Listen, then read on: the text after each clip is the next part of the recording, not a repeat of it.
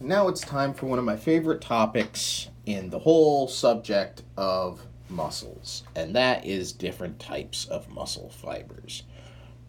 And I love this topic because it answers the age-old question, are humans white meat or dark meat?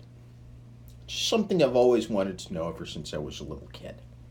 I don't know, maybe it's just me. And we'll get to that in just a second. So there are actually several different classes of muscle fibers found in really all mammals, but particularly in humans. And well, there's like 4 or 5 different categories. There are 2 main types of fibers.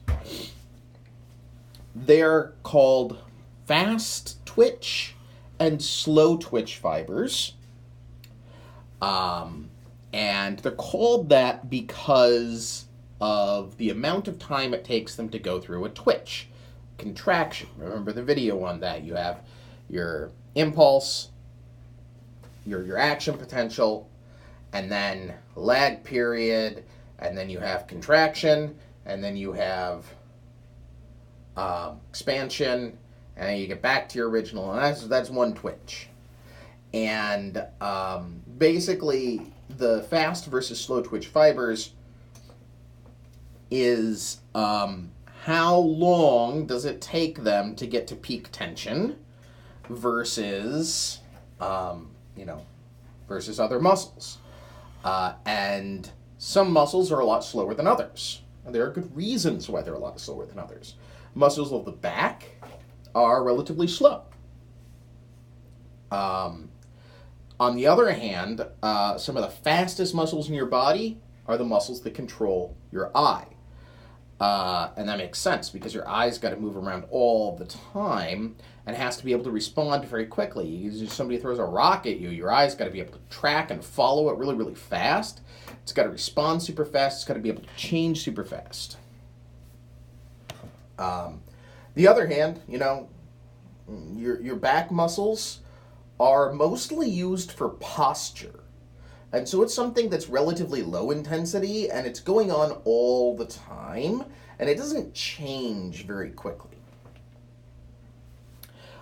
So the first type of fibers is what are called slow twitch fibers. These are also called type 1 fibers, or slow oxidative fibers, or red fibers. Lots of names for it. This is dark meat. Like literally. This is the type of muscle that chickens have on their, legs and thighs. It's dark meat. The reason why dark meat on chickens is dark is because the muscle fibers there have more blood vessels, more capillaries in them, because they're getting a greater perfusion of blood. They're more exposed to the blood. And also because they have more myoglobin. Remember, we talked about myoglobin last time. And they have more mitochondria. And you might think that this makes them stronger, but it doesn't. That mitochondria takes up space. And that's all space that isn't being occupied by myofibrils, by contractile proteins. So they have less contractile protein in them. They are slow oxidative fibers because they get most of their energy from oxidation, from aerobic metabolism. They are getting most of their energy from glucose and oxygen, and they're being very efficient about it through the traditional electron transport chain, Krebs cycle, all that stuff. So they're getting a lot of energy from their glucose. But, as we saw in the last lecture, they're not getting it very fast. There is a limit to how fast, even when you're doing aerobic exercise and your heart rate is already up, there's still a limit to how fast you can deliver oxygen to your muscles. Now, these are optimized so that you can get the most oxygen to them fastest, right? They've got lots of capillaries coming near them, so they're going to get lots of blood flow, lots of oxygen, lots of sugar, mostly from the blood, not from glycogen granules inside of themselves. And, but there's a limit how fast you can go.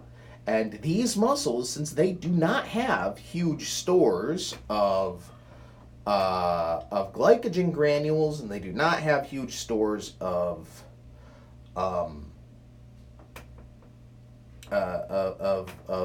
creatine phosphate, they can only make energy. They can only twitch. They can only exert force as fast as you can get blood to them.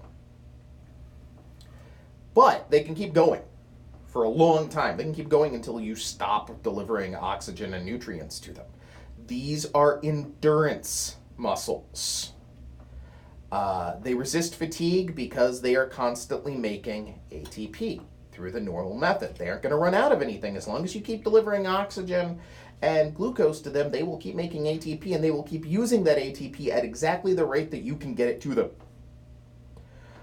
These are particularly important in muscles that you don't think about yourself as using constantly, but there are some muscles that you use pretty much constantly, and you don't think about it because they don't fatigue. Your erector spinae, that's the muscle that keeps you standing up straight, right? Most of you probably don't have fatigue burn in your back, despite the fact that it's burning energy to keep you standing up straight. That's because those muscles, slow oxidative, very endurance resistant, very fatigue resistant. The soleus muscle in your calf, this is the one that's underneath the gastrocnemius. This is the primary muscle used in walking. Primary force muscle used in walking. This is why you can walk for hours and your feet might get sore. Your calves might eventually get sore, especially if you're going up and down.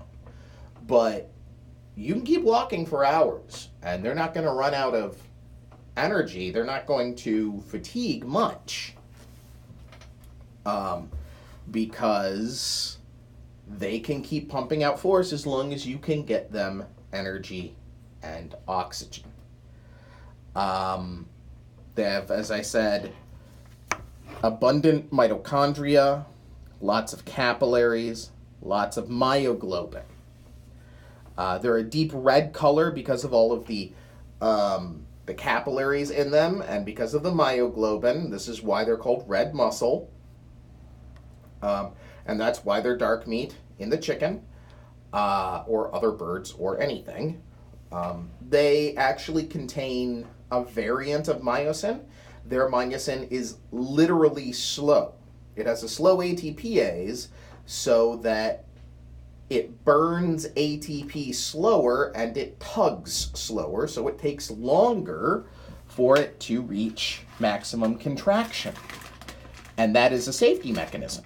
That is to make sure that it does not run out of energy before that it doesn't burn energy faster than it can make it.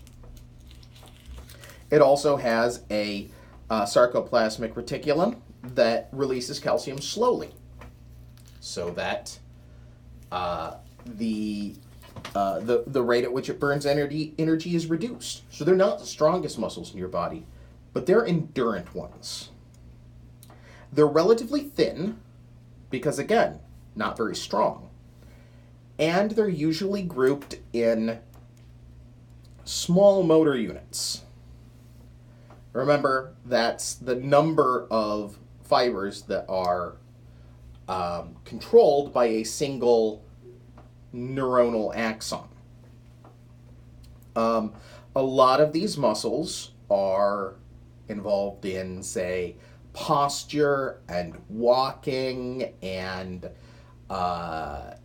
normal everyday activities that we wouldn't usually think of as exercise, but they require a lot of precise adjustments, right? When you're walking is actually terribly, terribly complicated. It was like, we still can't make a robot that can walk like a human.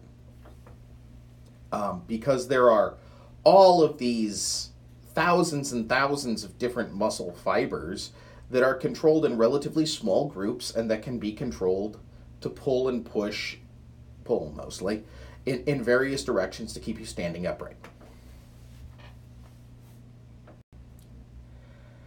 The second class of muscle fiber is the fast twitch muscle. These are fast twitch muscles. They're also called fast glycolytic, or FG muscles. They're called white muscle fibers or type 2B fibers. These are white meat. This is what chickens have in their breasts. So think about a chicken, right? Well, think about a heritage chicken, at least. Like, the chickens we've bred nowadays have such huge breasts that they can't possibly fly. But like, even old style chickens, they didn't do a lot of flying, right? When they wanted to get around somewhere, they walk or they run. So what are their endurance muscles going to be? It's going to be in their legs. That's how they're getting around. When they needed to fly, and old style chickens could fly a little bit, like, they would flap like mad and they could get, a little bit into the air. But they couldn't maintain it because it took so much force to get them into the air that they couldn't do it for very long. And that's where the white meat is, in the breast. They can flap really, really hard, but they can't flap it for very long. Now, think about something like a duck. Ducks fly south for the winter. Ducks are flying for an entire day, longer sometimes. They fly for thousands of miles. You may or may not have ever had duck breast, but duck breast is dark meat. That's endurance muscle for them, because they fly long distances. FG, or fast glycolytic muscles, everything's in the name here. They twitch really fast. That means that they can use a lot of energy to contract really strong. Where are they getting that energy from? They have actually not much myoglobin, because they don't use oxygen. They're not oxidative. So they don't have much myoglobin, but they've got a bunch of creatine phosphate, and they have glycogen granules surrounding the cell. And they are big, thick fibers that are basically just chock full of sarcomeres, of contractile proteins. They have either very few or no mitochondria at all. They get all of their energy from glycolysis, or almost all of their energy from glycolysis, and when you use them, when you activate them, they can mobilize a lot of energy very, very fast. They can contract very quickly, which converts to very strongly. They can exert a lot of force in a very short period of time. Their myosin has fast ATPase. That means that when it pulls really quickly, and they have a very large sarcoplasmic reticulum that releases calcium quickly, empties quickly. Everything is optimized for the shortest amount of time between stimulating the muscle and getting a response. This is what's going to save you when a bear jumps through your window.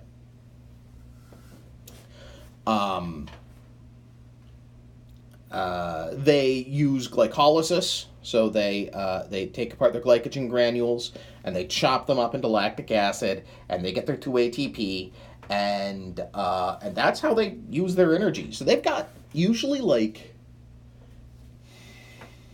40 seconds to a minute's worth of energy. And that's it. They're usually found in quick, powerful muscles. So they're going to be found in large motor groups. If you're using your FG muscle fibers, it's because you've got, like, you want power. You're not looking for subtlety or control. You are looking to get the most strength possible for the least energy possible, and that means that you're going to activate a lot of fibers all at once. So they're found in large motor groups, and they're most abundant in the gastrocnemius of your calf. So if you take a big jump, that's your gastrocnemius. Jumping takes a lot of force applied over a very short period of time.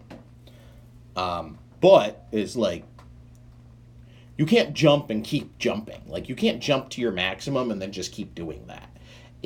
You will burn that out really, really fast. Even jumping jacks, which are relatively mild, will burn you out pretty quickly. Eye muscles, which have to be very quick. Some hand muscles, particularly grip muscles, rather than your manual dexterity manipulator muscles, but your like grab, hold, and squeeze muscles. Those are fast glycolytic. Now, one thing of note, we had type 1, which was your slow oxidative, and these are type 2B. That implies that there's a type 2A. And there is another type of fast twitch muscle called the FOGs.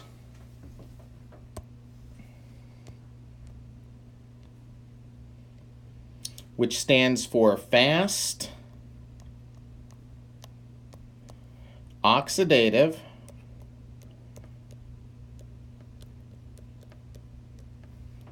glycolytic.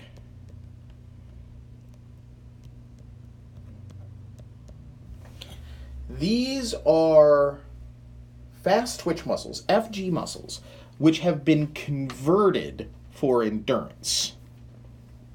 And they're sometimes called intermediate fibers. They're bigger than SO fibers, but smaller than your standard white fiber, type 2B. They have some mitochondria. Not as much as SO fibers, but they do have some. So, unlike fast glycolytic get all of their energy from glycolysis. The FOG fibers, they can do both. They can do glycolysis to get energy quickly, and they can do oxidative metabolism for endurance. They're not optimized for either one. They're not going to be your most endurant muscles. They're not going to be your strongest muscles. But they can kind of help both. So if you need to do something fast and strong, you can engage these to help your FG fibers because they can respond quickly. And if you need to keep running for a while, like not like, the sort of walking for, 10 hours or something like that, but a good cardio workout that's going to be more than the 4 minutes. It's definitely aerobic. But you're going to want to be using your muscles more than your slow oxidative could do by themselves. You can engage your FOG fibers, and they will help your slow oxidative fibers, and they can keep that up for a while. Not for as long as the slow oxidative fibers can, but they can keep it up for a good long time. So they're your reserves. They can go either way. They're bimuscular. And in humans,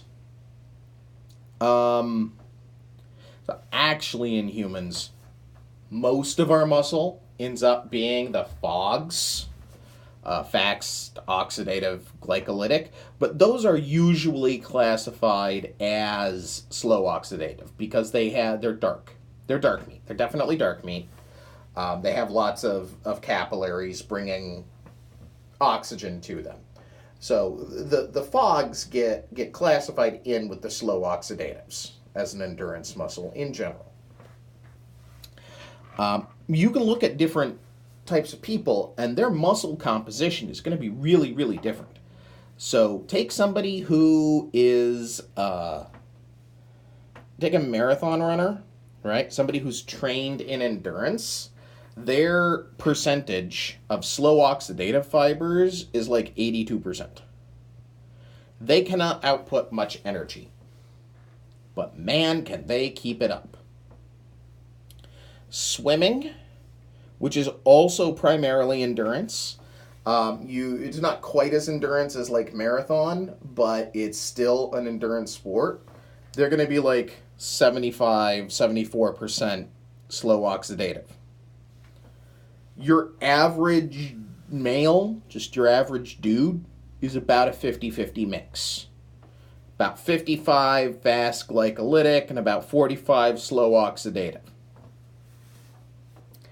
Sprinters and jumpers, people who have trained to maximize their body's ability to output maximum effort over a very short period of time, they're up at like 63% fast glycolytic. You can't get your slow oxidative down to like 18%. It's not going to happen because you still have to have those muscles to do things like maintain your posture when you're standing up. So unless you're like a greyhound and you basically just collapse into a heap for 23 hours out of the day, and then, you get up and run really, really, really, really, really fast for like a few seconds, and then you're just done for the rest of the day, which is what most greyhounds in my experience do. You've still got to have those postural muscles to be able to walk. So you still need that slow oxidative no matter what.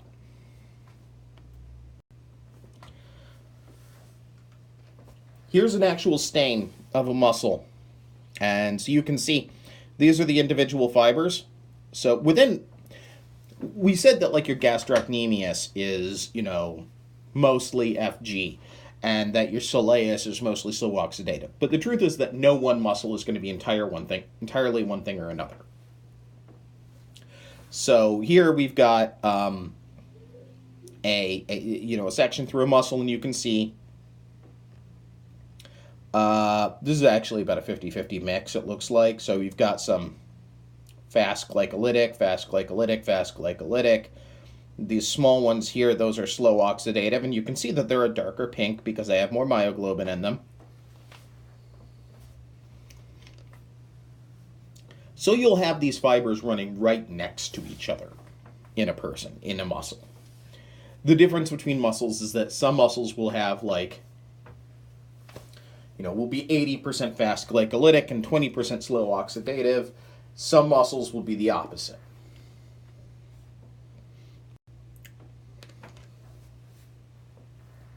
So, we know that we can exercise, and exercise, quote, builds muscle, unquote. But what does that exactly mean? Because one of the things about muscle fibers is that you don't get new ones. At least once you're an adult, you don't get new muscle fibers, with a few exceptions. Like there's exceptions to every rule in biology, and there are certainly exceptions to this one, but for the most part, you don't make new muscle fibers. The number of muscle fibers that you have in your body is set by your genetics. And some people have more, some people have less. This is the genetic component of strength. And genetics plays a huge role in strength. So when you exercise, when you're building up and getting swole, like what's going on? Well, it depends on the type of exercise you're doing. When you do aerobic exercise, you're building endurance. What does that mean? You're not making new slow oxidative fibers. What you're doing is you're taking some of your FG fibers and turning them into slow oxidative or FOG fibers. So you'll take these big FG fibers and turn them into slow oxidative or fast oxidative glycolytic fibers, which are endurance-based. So if you do nothing but endurance exercise, then you become more endurant and therefore less strong because you're losing those FG. Strength training, on the other hand, does not exactly turn SO fibers into FG fibers. What it does is it increases the size of FG fibers. This is why, like, when you buff up, your muscles get big. What's happening is hypertrophy of the FG fibers. They are getting larger and packing more protein inside of them. You're not increasing in number, but they're getting a lot more bulky. So this answers our question from the beginning. Are humans white meat or dark meat? Well, depends on what exercise you've been doing. Bodybuilders are white meat. Marathoners, mostly dark meat. And that kind of means that no matter what you want to do, if you're exercising, you should be doing a mixture of strength training and aerobic exercise. Because the strength training is going to help build up your muscle fibers. You'll make your FG fibers bigger. And when you do aerobic training, you will turn some of those FG fibers into SO fibers. And you want them to be big when you do that.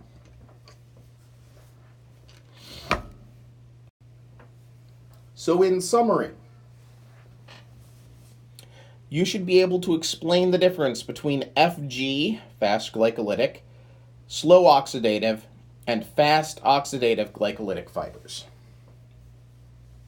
You should be able to tell me what metabolic resource, like the ones that we talked about in the last lecture, is going to be found in which type of cell. So if I say what type of muscle fiber is going to have the most mitochondria in it, you better tell me slow oxidative.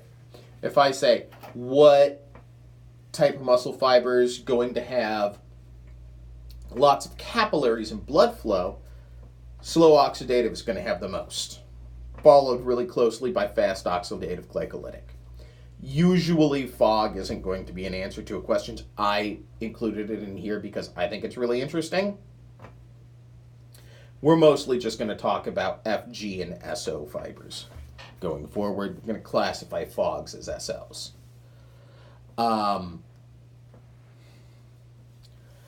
You should also understand how exercise changes muscle fiber composition and how and why different muscles have different fiber components.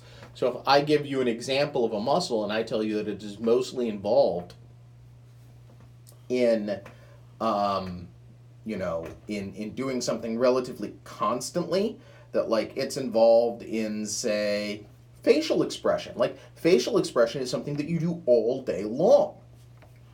You're almost always making some sort of facial expression, and you can do that for hours at a time. So what type of fiber do you think is going to be found in muscles' facial expression? Well, probably a lot of SO fibers. They need to be endurant. You're not going to be using your smile to lift weights. You use your smile to get somebody else to lift weights for you.